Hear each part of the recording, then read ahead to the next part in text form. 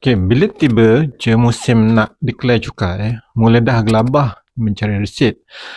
Buka laci kosong, cari dalam kereta tak jumpa, resit pun dakwat dah hilang. Lepas tu terdetik kat hati, alamak resit tak ada ni. Tak payah declare cukai tahun ni, boleh tak? Tengok soalan abang kita ni. Jawapan ringkas dan padat, tetap kena hantar. Okey, jangan jadikan alasan resit hilang untuk korang lari dari lapor cukai pendapatan dengan LHDN. Kalau korang tak lapor langsung, masalah yang datang nanti jauh lebih besar. Kena denda, lewat hantar, penalti bertindih lagi pening kepala. Habis tu nak buat akaun untung rugi macam mana kalau satu resit pun tak ada? Kat sinilah korang kena jadi detektif sikit. Penyelamat korang adalah penyata bank statement syarikat.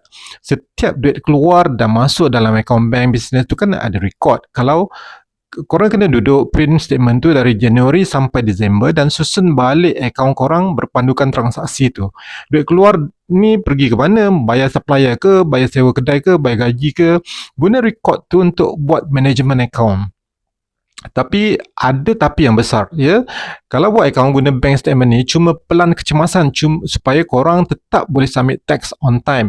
Korang kena ingat, Akta Cukai Pendapatan wajibkan kita simpan rekod dan resit selama 7 tahun. Kalau tiba-tiba nasib tak baik, LHDN datang buat audit, diorang tetap akan minta bukti resit fizikal.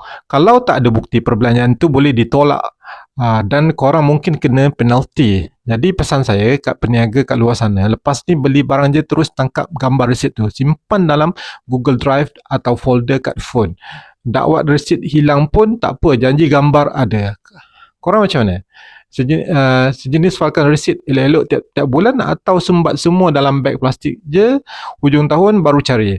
Cuba komen kat bawah, saya nak tahu. Jangan lupa follow Findoc untuk tips bisnes dan cukai lagi dan dapatkan buku Jangan Bayar Lebih di Showcase.